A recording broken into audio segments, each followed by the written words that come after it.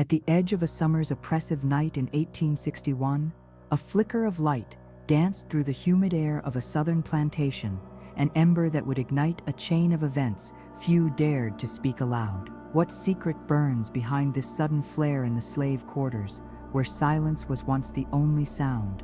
The fire's glow seemed almost too purposeful, too precise, as if it carried the whispered intentions of those who had long been silenced. In this heat and haze, the air itself smelt of iron-wet sweat and scorched pine, pregnant with an unspoken reckoning that would soon rend the quiet plantation night. Beneath the vast, indifferent canopy of stars, the plantation lay bound by the rigid order of master and enslaved. The brittle line of wooden slave quarters stood just far enough from the great house to shatter illusions of kinship or charity. Weathered, rough-hewn boards, cracked and twisted by decades of storms and neglect, carried the scent of sweat-damp cotton and wood smoke, curling faintly in the still air like a latent threat. The night's heat clung to skin like damp wool, pressing against bare arms and dusty feet. Here, the enslaved gathered in hushed conversation, their words barely audible over the occasional creak of the latched gates or the faint rustle of dry leaves. The protagonist, an enslaved man of quiet strength, traced restless fingers along the cold iron of a chain once used to bind his father. His breath was shallow, eyes flickering through darkened shapes. The heavy weight of fear, desperation, and a dawning resolve transformed him as surely as the slow heat now licking at the timber of their quarters. No words passed his lips, but the tremble in his hands betrayed the tempest within. Would you burn the only refuge you have ever known to claim a fleeting hope for freedom? The planter class above, ignorant and arrogant, slumbered behind the thick walls of their manor, their dreams untroubled by the hot whispers below.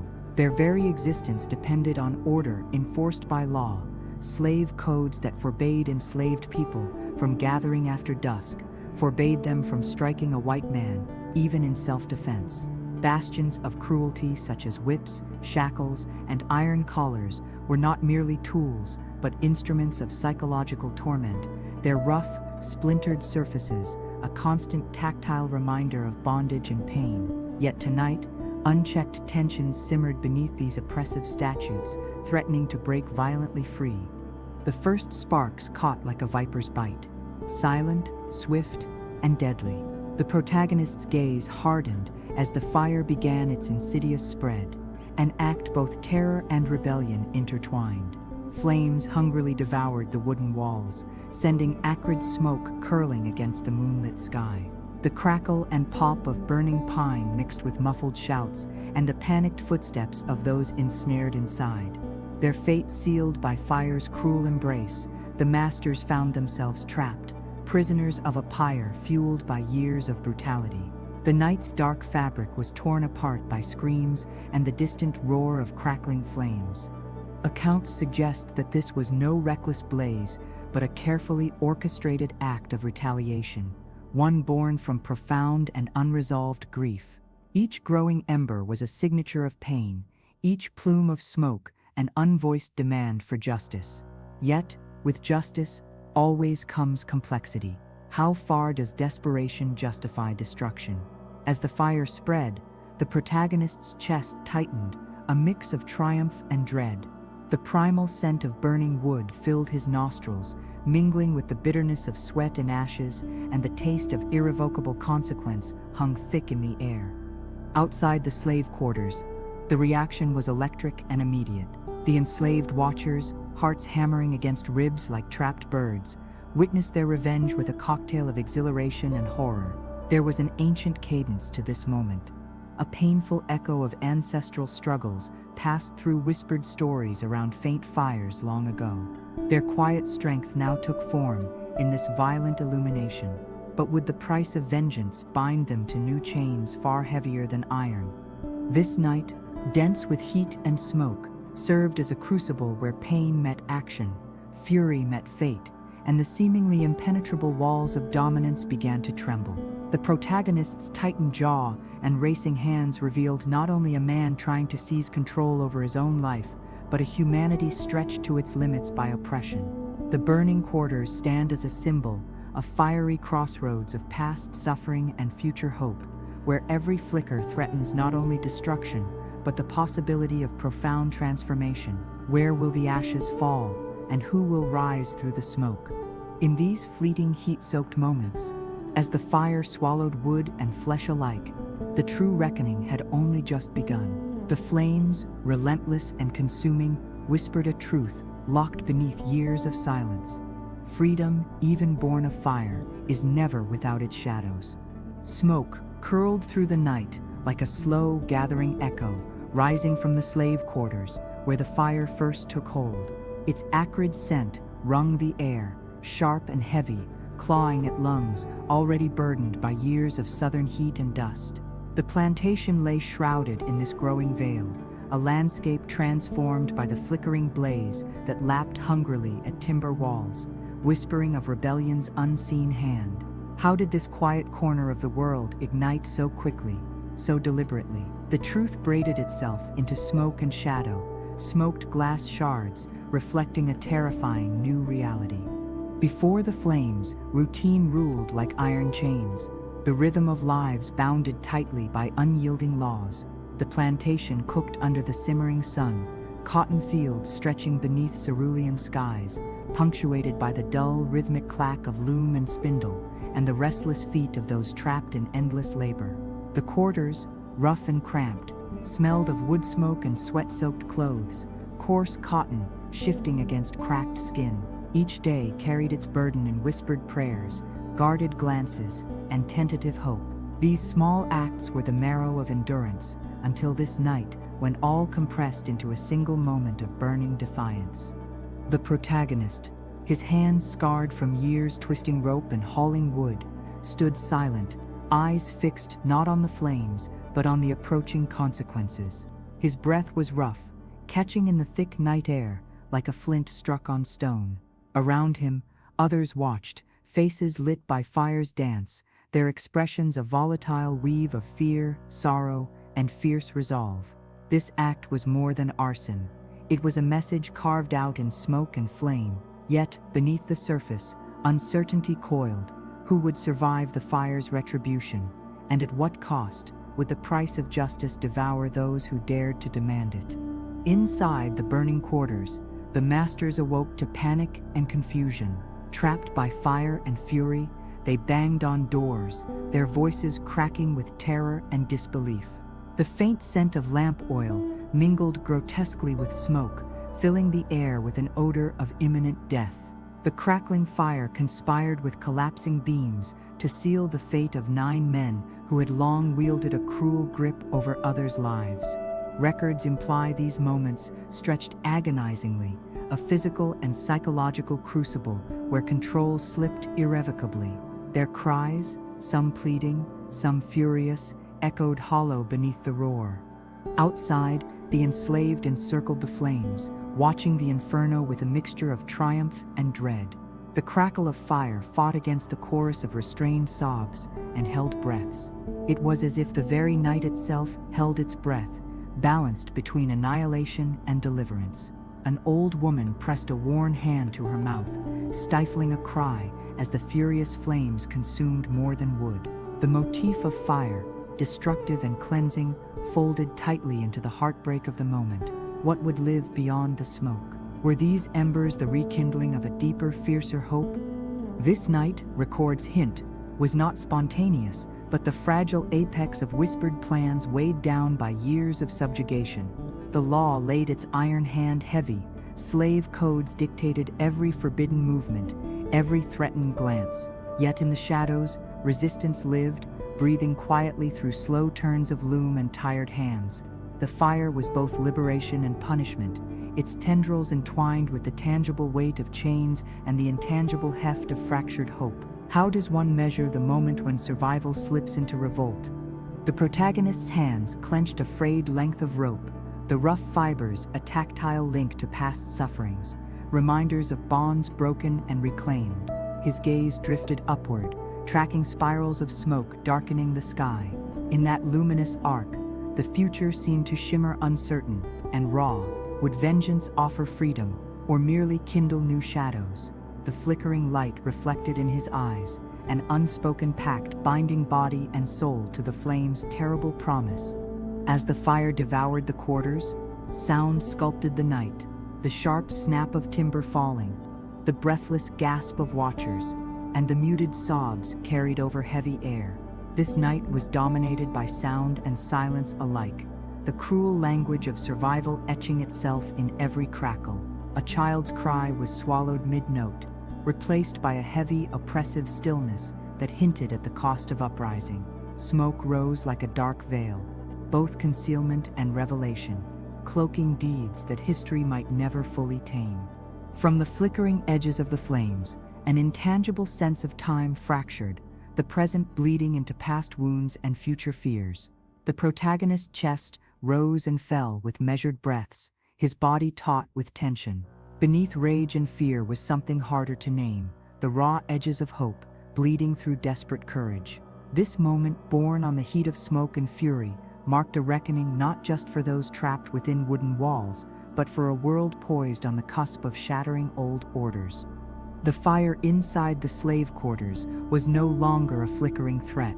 It had become a roaring judge, sentencing the 9 masters to a terrifying fate. The brittle wood cracked and shifted, a chorus of collapse and flame that boxed in the men like iron bars forged from fire itself. Panic rippled through those trapped.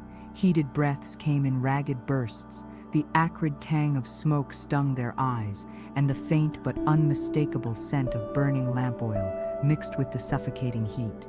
The howling blaze consumed the small, close quarters with deliberate cruelty, each crackle and snap an echo of years of harsh command and whispered dread.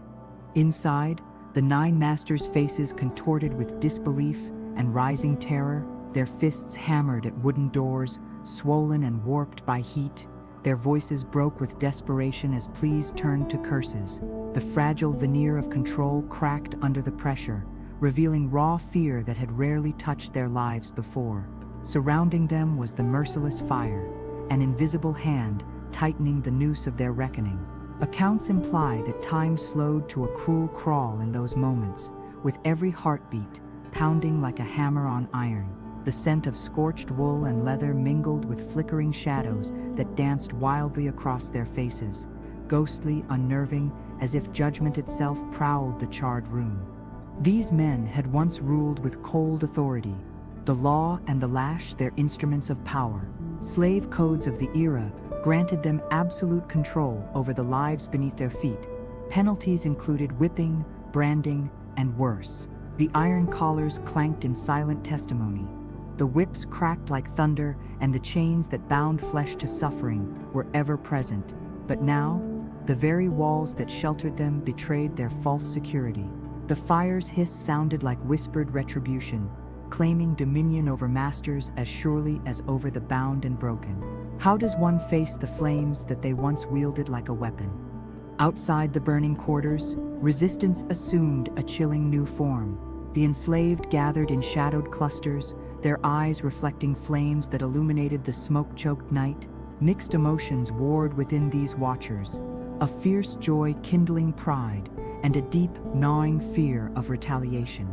The crackling fire was a voice, a furious declaration spoken without words. Some faces were streaked with tears, others were etched with grim resolve. The heat pressed against skin rendered raw by years of toil, the smell of ash thick in the nostrils. This moment was a bridge between despair and uprising. Would justice, born in fire and smoke, bring liberation or deeper chains? This fire was not mere destruction, it was a message, an incendiary punctuation, carved with careful intent. The protagonist, standing apart but moved as others, felt the weight of that message crush him in equal measures of hope and dread. He clenched fists scorched by labor's rough demands, breath catching like dry leaves in an autumn wind. This was a reckoning born of years of pain, of whispered prayers that had slowly morphed into roars. The flames served as both weapon and witness, shattering silence with an angry light. The night was alive, with sound, the desperate pounding of fists against walls, the shouts that tried to cut through the roar of fire, the uneven breathing of those outside, caught between elation and terror. Each crack of burning wood was a drumbeat in a brutal symphony composed of loss and defiance. A child's frightened sob was swallowed by the oppressive thick air, replaced by an uneasy silence that settled like a shroud. Amid the chaos, smoke lifted like a dark veil, concealing both ruin and revelation. Could the embers of revolt burn too fiercely, consuming all they touched?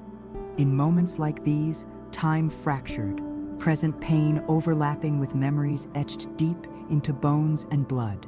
The protagonist's gaze flickered to the smoky sky, where the dance of firelight distorted stars into ghostly wraiths. His chest heaved, lungs fighting the thickening haze. In his hands, a length of frayed rope, rough and fibrous, connected him to both the past torment and the uncertain future. Overhead, smoke spiraled upward, a tendril of fate steering a course through darkness and dawn. Could this blaze reshape a world long held captive by chains and fear? Survival and punishment intertwined in the conflagration, binding victims and oppressors in a deadly embrace. The fire was indiscriminate in its destruction, yet laden with meaning beyond mere violence. It was a call for remembrance, a scar on history's face, and a question left hanging like smoke in the night air. What burdens would the survivors carry? What truths would the ashes reveal? The flames burned away pretense and control, forcing reckoning not just on bodies, but on souls stretched tight beneath the weight of bondage. As the fire's fury reached its peak, silence fell, sharp, sudden, total, like the closing of an ancient tomb. The night was heavy with expectation. From the darkness rose the promise of reckoning, and with it, the fearsome glimmer of change. The shattered shadows of the plantation whispered warnings, and the protagonist standing at the edge of fate knew the unfolding dawn would never be the same again. As the first light of dawn strained to pierce through the heavy haze, the plantation lay transformed, charred, silent, and haunting in its aftermath. The air carried a strange residue, the smell of burnt pine intermingled with the stale scent of fear, as if the very earth remembered the violence it had once harbored. Smoke trails curled lazily upwards, reluctant to surrender the night's fury. What truth lingers in the ashes, whispered between the cracks of scorched wood and the silence of shattered dreams? The fire had answered with destruction, but the story it forced open was never easily contained. In the early hours, survivors and witnesses moved like ghosts among the ruins. The protagonist's hands, rough and taut, brushed ash from the ground, his gaze fixed on smoldering remains, as if seeking a sign. The texture of charred wood crumbled under his fingertips, the brittle contrast to the living flesh and bone that had inhabited these quarters only hours before. His breath came in slow, deliberate pulls, a steady counterpoint to the tumultuous emotions welling beneath, a mixture of sorrow, guilt, and an unyielding spark of fierce defiance. Would you, having ignited such a blaze, measure triumph against the mounting cost? Records and testimonies from the era are fragmented. Accounts suggest that the event fractured not just bodies but histories. Official documents speak in clipped terms of accidental fire or unexplained losses, while oral traditions murmur of deliberate acts, and whispered warnings passed in hushed tones around secret fires. The fragile line between remembered history and silenced truth blurs in ashes. Some suggest that the burning marked a fracturing moment, a rupture in the plantation's oppressive grip, even as the system fought to erase it. It embodied a paradox, destruction as survival. Amid the ruins, the plantation's brittle order lay broken. The masters who remained alive faced a reckoning not only of flesh, but of power. The fire's consequences rippled far beyond scorched beams. It reshaped lives, alliances, and fear. Slave codes tightened, punitive laws hardened their grip, and overseers doubled their vigilance. Yet beneath this tightening noose, the embers of rebellion glowed softly, a stubborn pulse of resistance refusing to be snuffed. Each lost quarter whispered of a struggle between memory and erasure, between oppression and hope. The protagonist moved through these shadows, the weight of loss heavy in his steps. His hands trembled, tracing the rough edges of splintered wood, feeling the uneven scars the fire left behind. The fire was a language, an agonized chorus in crackling tones that spoke of more than vengeance. It told a story of pain deferred, yet never extinguished, of courage drawn from the depths of despair. The texture of ash, gritty between fingers, grounded him to a past that was brutal and raw, yet from which new meaning stirred. Could this ruin birth a future beyond chains? Nearby, the rhythmic creak of the plantation's remaining gates added a mournful soundscape, reminding all who listened of confinement persisting beyond fire's flame.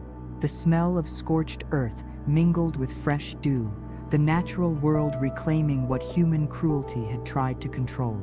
The protagonist's breath, visible faintly in the coolness of morning, caught on the texture of new possibilities, that fire was not only destruction, but transformation. The silence following destruction spoke loudest of all, a heavy balance of reckoning and hope still unfolding. This aftermath held its own dark poetry. The burnt quarters stood as a monument to loss and defiance, to the fragile tension between what was lost and what might yet be reclaimed. A soft wind stirred ashes, carrying whispers from ancestor to descendant, threading the past through the present's uncertain light. The protagonist's eyes, dark and resolute, met the rising sun's uncertain glow, a silent vow that the fire's story, with all its brutality and bravery, would neither be forgotten nor repeated without struggle. Outside the suffocating heat of the burning quarters, a different kind of fire blazed in the hearts of those who watched, watchers who knew that their lives, bound by chains and fear, were being rewritten in the flickering dance of flame and shadow. The roar of the fire was a language without words, a furious anthem rising from smoldering embers and clenched fists. Their breaths came ragged, mingled with the acrid bite of smoke that stung eyes and scorched throats. This was no simple blaze, but a reckoning erupting from the depths of long-suppressed rage, a shattering assertion that silence itself could be shattered. The protagonist stood slightly apart, his body taut like a drawn bow, eyes reflecting the wild incandescence. The humid night pressed heavily against his skin, slick with the sweat of fear and determination.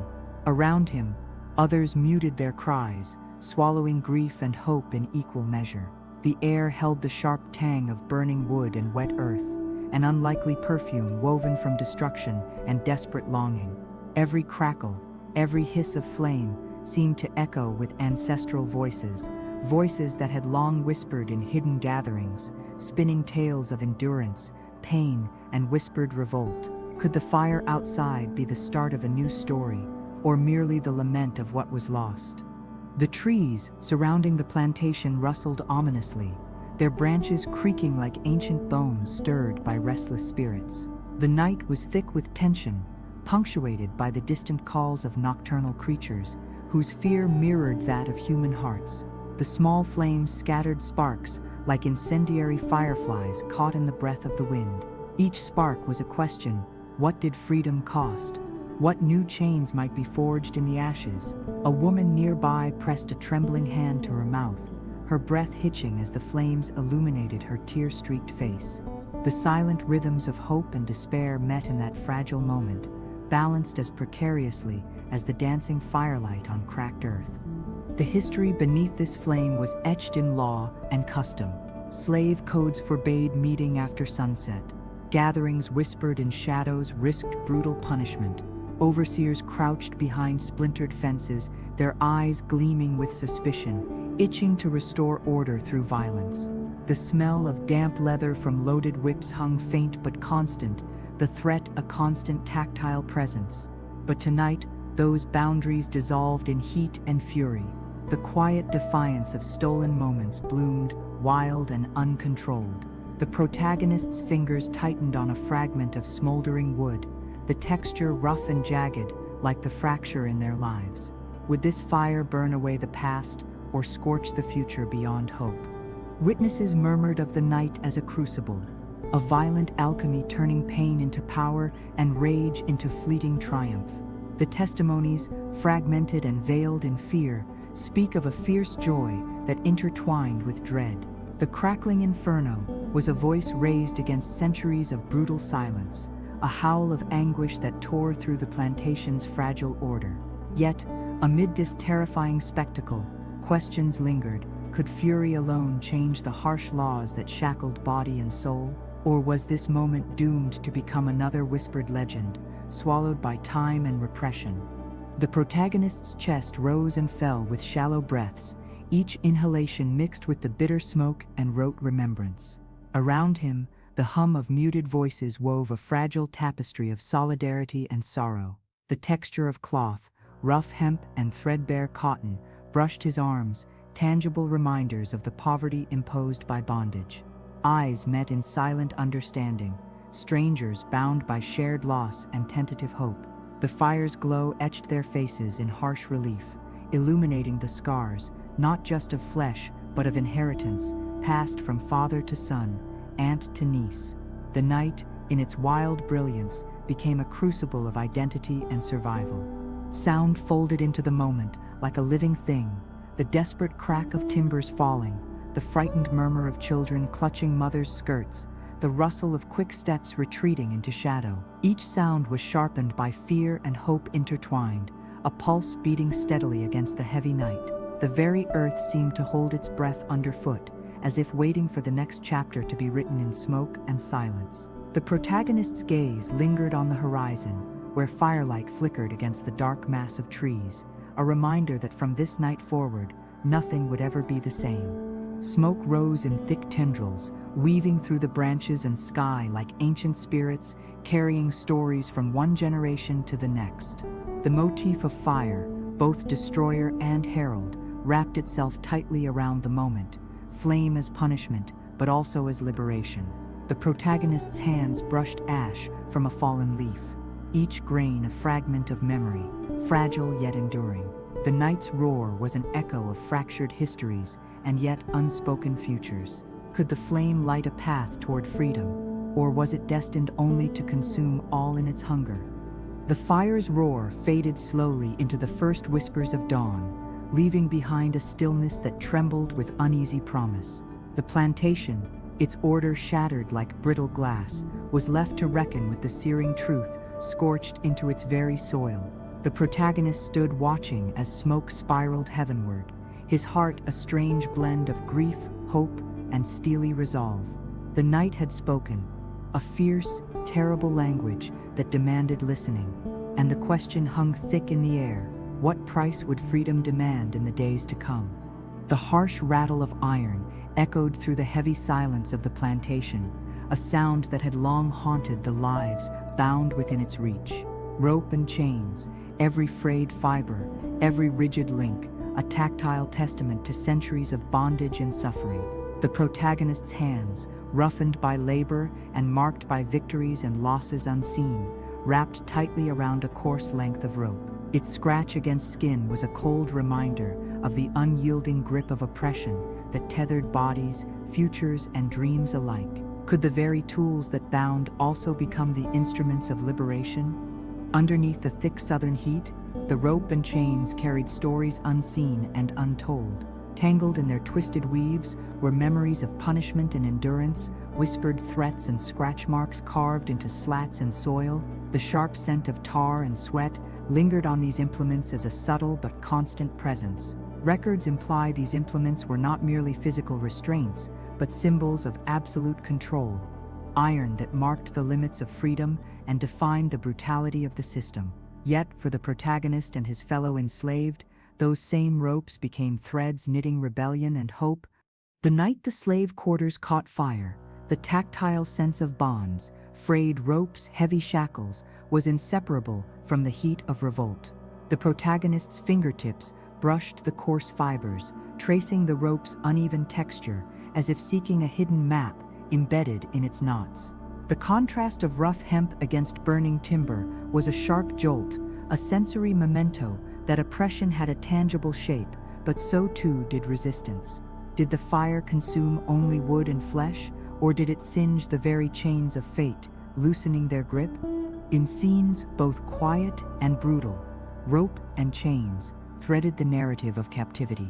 They appeared in fleeting glances, a worn length hanging from a rafter, a coiled rope used for punishment, the cold clink of shackles dropped into dust.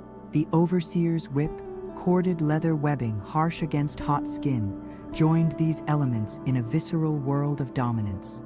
This texture of cruelty was as present as the stifling night air or the gritty feel of dust under fingernails.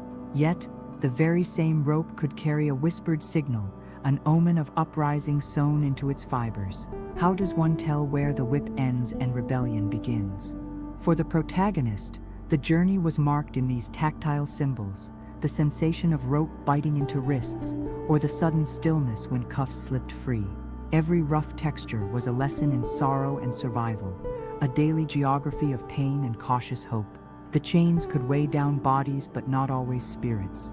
The act of lighting the fire was inseparable from this physical reckoning, a desire to break, release, ignite. Fire became a weapon wielded against the very implements that had long confined, a purifying force aimed at unraveling bonds, both seen and unseen. The story deepened around these textures.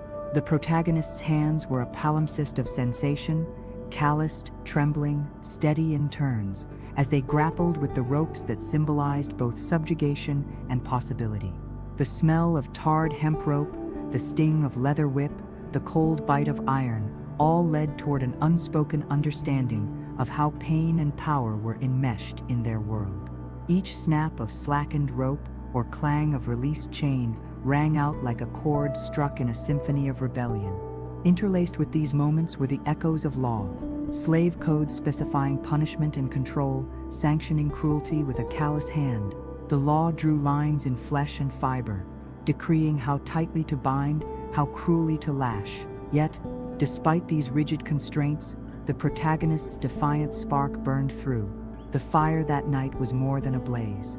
It was a textured assault on the physical and psychological chains alike, igniting not just wood, but the very fabric of bondage. In the tension between material oppression and human will, the narrative unfolds, a Gothic tale woven in fibers and flame. The rough texture of rope carries stories of binding and breaking, despair and defiance. For those who dared kindle the fire, it was a transformation as tactile as the rope slipping free, an irreversible act carved in the grain of history. The fire's aftermath bore wounds far deeper than the blackened remains of timber and ash. In the cruel world of 1861 plantations, where medicine was a patchwork of harsh remedies and superstition, the treatment of burns and injuries was as brutal as the bondage that caused them. The protagonist's scars, traced not just through skin but through memory, a map of suffering etched in flesh that no fire could erase. The smell of old liniments, bitter and pungent, clung faintly in the air, mixing with the relentless stench of smoke and sweat. How does one mend a body broken by fire when the very hands offering care carry the calloused cruelty of servitude? In those times, medical knowledge was as patchy as the lamplight flickering against wooden walls. Common treatments for burns included lard, vinegar, or crushed herbs, applied roughly to soothed or inflamed skin. Records imply many wounds went untreated or were worsened by ignorance and neglect. The plantation doctor, a figure wrapped in authority and indifference, walked a cold line between care and control, his remedies often a method of prolonging productivity rather than healing. The sharp clink of glass bottles and the whispered names of poultices told a story of limited mercy and systemic violence. The protagonist's hands trembled slightly as memories of unattended pain surfaced. The harsh texture of coarse cloth, the sting of hot water poured hastily over raw skin, each sensation a reminder of helplessness. The oppressive heat from the fire was matched only by the fevered tempers and fleeting kindness of those whose duty it was to minister to wounds. The heavy scent of camphor and alcohol masked the more primal odor of unhealed flesh, a sensory battleground where hope and suffering mingled. Would care offered under such conditions be a balm or a further burden? Every injury carried a social and political weight. Punishments hidden beneath the guise of medicine were frequent, whippings that ruptured skin, burns worsened for punishment's sake, or brutal neglect that spoke volumes. The protagonist's body bore these contradictions, places of healing intertwined with scars of oppression, a patchwork map of survival stitched through pain. The fire was not just a physical trial, but a test of resilience beneath layers of systemic cruelty. The doctor's authority reinforced both the power to heal and the power to harm. The tactile memory of damaged skin and rough treatment permeated the protagonist's thoughts like a persistent shadow. The coarse linens used for bandages, the bitter taste of medicinal herbs poorly prepared, the cold touch of copper instruments, all worked against the body's fragile attempts to mend. The fire's destruction extended beyond buildings to the very flesh and spirit of those caught within it. The protagonist, breathing unevenly, fought not only physical pain, but the psychological toll of care administered in conditions of dehumanizing control. This space, where medicine and punishment collided, was a bleak reflection of the plantation's core contradictions. The protagonist's quiet resilience was measured not just in breaths or healed tissue, but in the delicate balance between agony and survival. In the silence between whispered prayers and labored breaths, the tendrils of hope flickered, fragile as the lamp oil flame but persistent, lighting the darkness of the body and soul alike. The fire may have seared flesh, but it also fanned the embers of defiance that no medicine could entirely suppress. The slow cadence of a preacher's voice rose over the night's uneasy quiet, a tremulous hymn laced with hope and doubt, its echoes threading between trees and charred remains. The preacher stood as a fractured beacon, binding community and conscience amid the wreckage. His words carried the weight of Scripture, but beneath the piety lurked a complex tension, faith grappling with justice, salvation shadowed by oppression. The texture of his voice, rough yet earnest, slid against the silence like worn cloth against skin, familiar, comforting, but fraught with an unspoken reckoning. Within the community, the preacher's voice was both balm and blade. The congregants, some battered by revolt's aftermath, listened with furrowed brows and clasped hands. His sermons did not shy from the brutal realities, but wrestled them into an uneasy theology. Was the fire a divine punishment, a test of faith, or an act of righteous defiance? The scent of burnt wood mixed with damp earth and candle smoke, an olfactory backdrop to spiritual struggle. What hidden truths hid behind chants and prayers? What rebellions stirred beneath hymns? The preacher himself bore the burden of duality, a man caught between roles of mediator and enforcer, preacher and witness. His rough hands clenched worn leather-bound Bibles, fingers trembling with the tension between comforting his flock and confronting the harsh moral questions laid bare by the night's violence. Records suggest his sermons attempted to reconcile the terror with hope, soothing wounds even as they implied divine justice weighed heavily on the oppressors and the oppressed alike. Did he see the fire as wrath or salvation? The answer lingered, elusive and unsettling. The texture of the preacher's discourse moved fluidly between scripture and subtle challenge. His voice ebbed and flowed like a river, sometimes tender as moss underfoot, other times sharp as flint striking stone. He spoke of mercy and judgment in measured tones, invoking parables that flickered in candlelight shadows, reminding listeners of chains both physical and spiritual. Would faith suffice to bear burdens so raw, or did the cracked walls of doctrine buckle beneath unyielding human suffering? Conversation spilled beyond the church walls, haunting the plantation like restless whispers. Among the enslaved, some found solace in sacred verses, while others wrestled with the preacher's muted complicity in systems of control. His sermons were a fraught dance between rebellion and submission, hope and caution, a spiritual tightrope walked beneath the ever-watchful eyes of masters and overseers. His voice carried not just comfort but warning, faith, justice, and power entwined in an uneasy embrace. The preacher's role illuminated the broader moral fractures of the plantation. In whispered exchanges lit by firelight, the faithful wrestled with questions of divine will and human agency. Did God permit the flames as punishment for sin, or as a herald for liberation? The air held the rich scent of beeswax candles mixed with wood smoke, a sensory tether to sacred spaces where prayers sought to shape fate. His voice, textured with doubt as much as conviction, was both a refuge and a riddle that called his flock to reckon with their own shadows. In the preacher's solemn reflections, the community found fractured sacredness, a space where grace and grief collided. His words wove a complex tapestry, blending hope with the harshness of lived reality. The fire burned not only wood but faith itself, burning away illusions and exposing raw truths that none could ignore. As the night deepened, the preacher's voice became a fragile lantern in vast darkness, illuminating paths both perilous and profound. The smoke had barely begun to curl away when the harsh weight of law tightened its grip, casting a grim shadow over the glowing embers of revolt.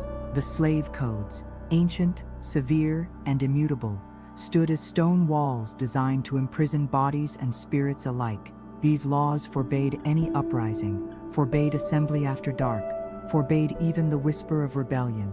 The plantation's overseers became enforcers of cruel edicts, their eyes sharp and unforgiving, wielding whips and threats to crush what fire had ignited in flesh and heart.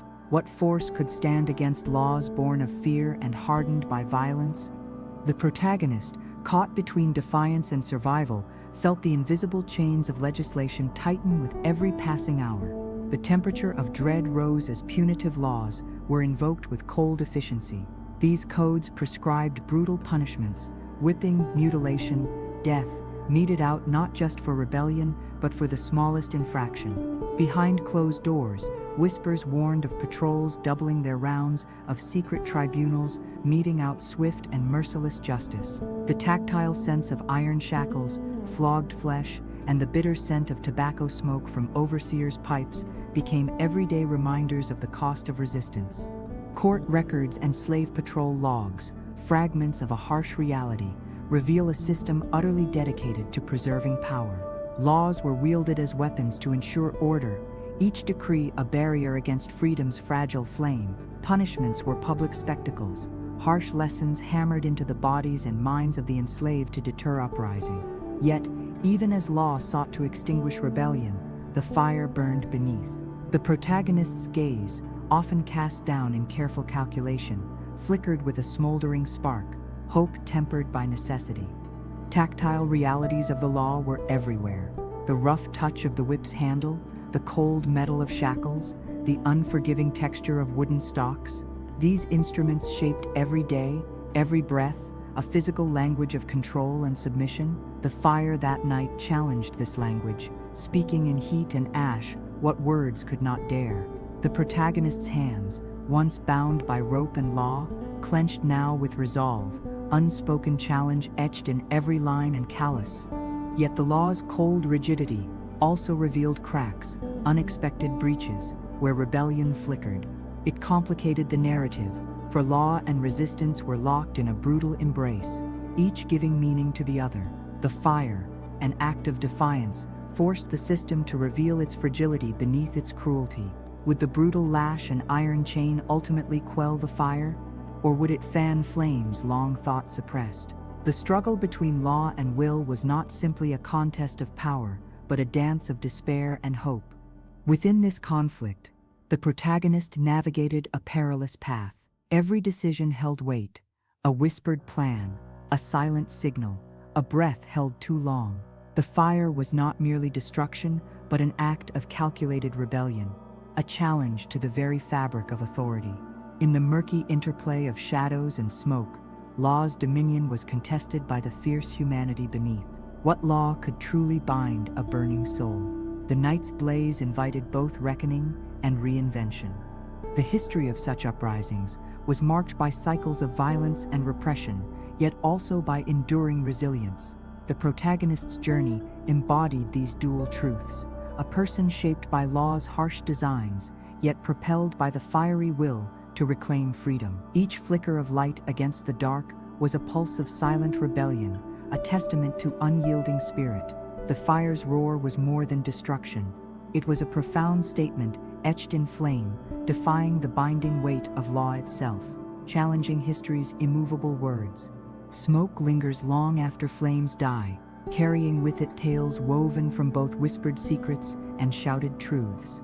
Across the scarred plantation, the haze drifted over scorched earth and splintered timber, the physical remnants of fire and fury. But deeper than these remains was a more elusive presence, the fragile, contested terrain of memory itself. What stories would outlast the burn? What narratives would be smothered by silence or inked into history? The smoke was both veil and voice, obscuring and revealing the tangled legacy of rebellion and repression. The protagonist moved through this charged air, senses sharp to the textures of loss and remembrance, the rough grit of ash underfoot, the soft sigh of cooling embers, the faint scent of charred fabric. Each detail bore witness to survival and erasure.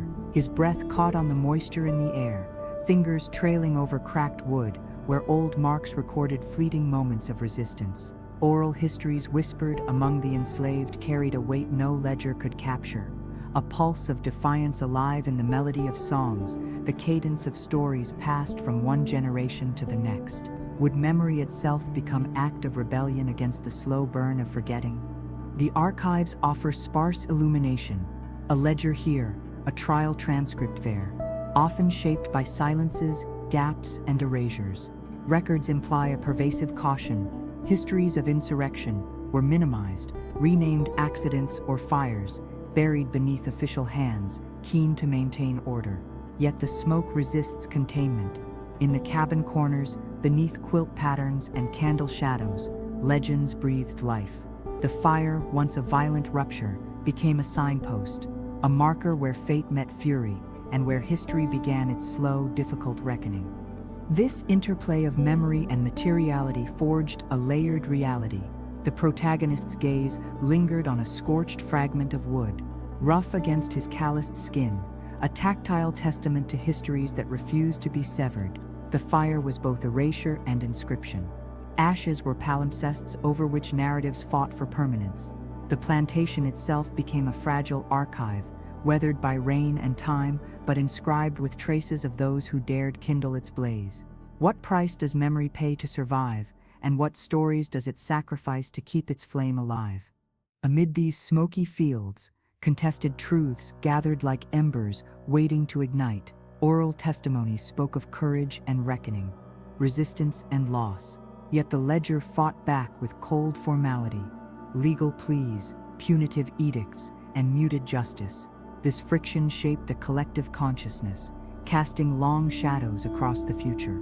The protagonist's footsteps echoed like a heartbeat through this tangled history, every step a negotiation with the pressure of erasure and remembrance. The sensory world of memory was richly textured, the smell of damp earth soaked in rain, the brittle scrape of brittle leaves, and the distant faint echo of a mournful birdsong threading through the air. These became markers, sensory anchors, tying past to present. Each fragment of sensory recall threaded through personal and collective identity, a shared map of survival. The smoke, winding through trees and time, was at once a veil and a spotlight, inviting reflection on histories laid bare and those still concealed. As dawn crept slowly over the plantation, its light caught on twisted debris and softened shadows alike. The fire's glow faded into memory's muted glow, an ember in the collective soul. The protagonist faced this dawn, carrying the weight and the possibility within him. The fire's legacy was neither simple nor complete, its smoke a reminder that history's truths remain contested, layered and alive. As the wind lifted the haze, it carried a question as old as the blaze itself. Who decides what history burns and what survives its flames? The night's fire had consumed more than wood. It ignited a reckoning that would ripple through flesh, law, memory, and conscience. As the flames died down, the plantation itself seemed to shudder beneath the weight of consequences too vast to contain.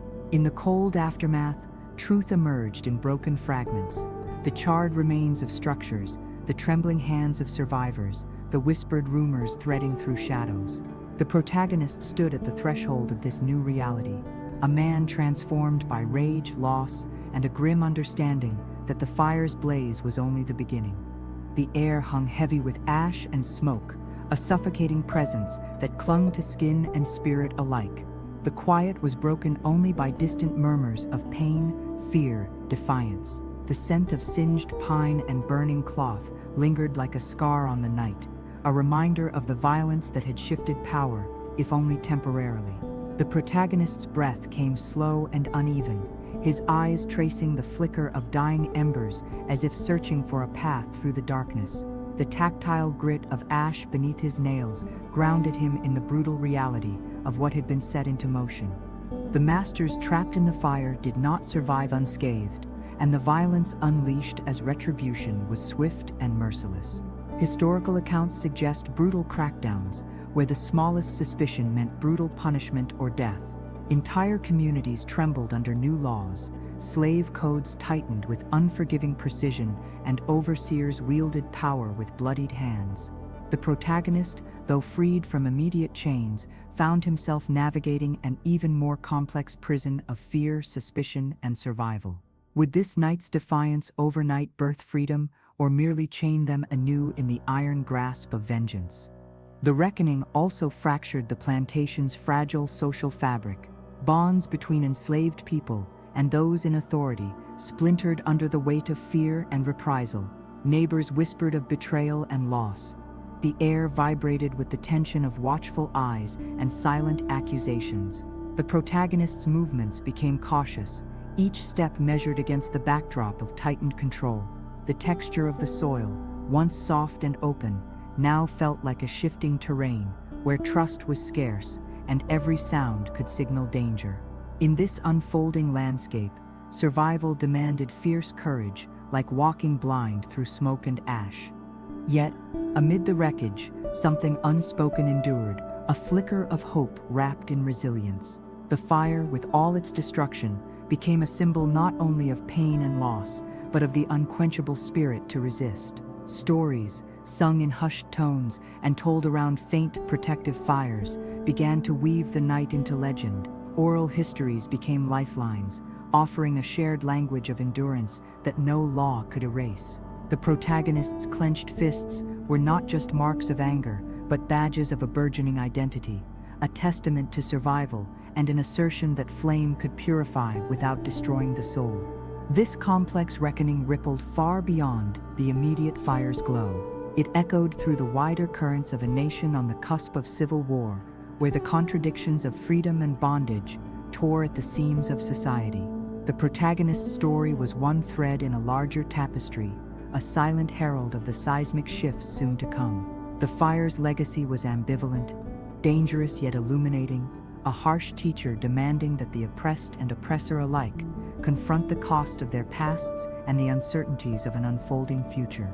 The final embers, glowing faint in the cold night, were not just remnants of destruction, but beacons for a new dawn.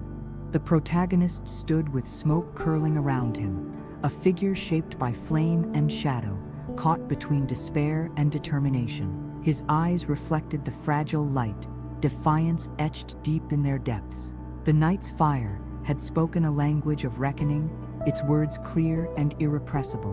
Resistance is never without cost, but neither is submission without consequence. The question lingered, suspended in the cool dark, what future would rise from these ashes?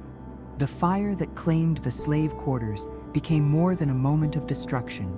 It sparked a long shadow that stretched well beyond the plantation's broken walls. In the fragile dawn that followed, the air was thick with smoke and uncertainty, a charged silence holding the weight of irrevocable transformation. The protagonist lingered amidst the ashes, his body bruised but spirit unyielding, bearing witness to a future unshaped yet inescapably altered by that night's flame. The scent of burnt pine mingled with the faint earthiness of new growth, nature's quiet promise amid human upheaval. Would embers of change truly kindle liberation, or merely smolder beneath layers of repression? As panic spread through white society, a brutal wave of repression followed. Armed militias hunted the suspected, executions were swift, and entire communities trembled under suspicion and terror. Historical accounts reveal hundreds of deaths, many unconnected to the original act, a violent backlash born of fear and a desperate need to reassert control. Slave codes hardened with relentless severity. Laws forbade education, assembly, and any hint of rebellion.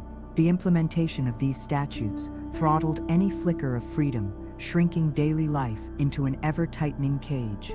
Yet within this darkness, the protagonist and his fellow survivors nurtured a quieter, resilient flame.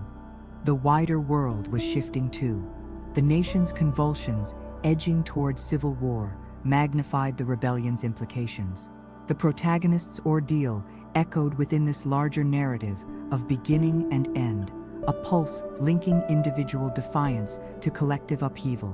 Abolitionist voices found in these uprisings powerful proof of slavery's cruelty. For African Americans, the fire was both warning and beacon, a symbol of pain and the unquenchable will to be free. Oral traditions flourished, embodying a living archive of resistance transmitted through whispered songs, stories, and rituals, where the formal archive remained silent. The protagonist's journey became entwined with this emerging legacy, a testament to survival that bore scars yet held fast to hope. The texture of ash underfoot was no longer just ruin but foundation, the smoke a veil lifting slowly to reveal truths once obscured.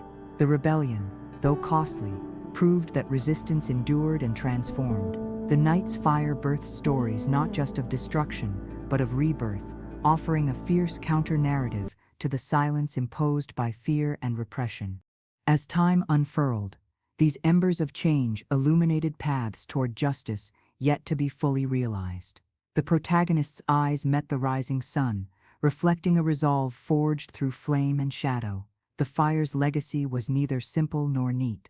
Its smoke carried the weight of loss and the spark of possibility. History, like fire, consumes yet creates, destroys yet reveals. The final question hung in the cool air. How will the flames remembered shape the future still unfolding?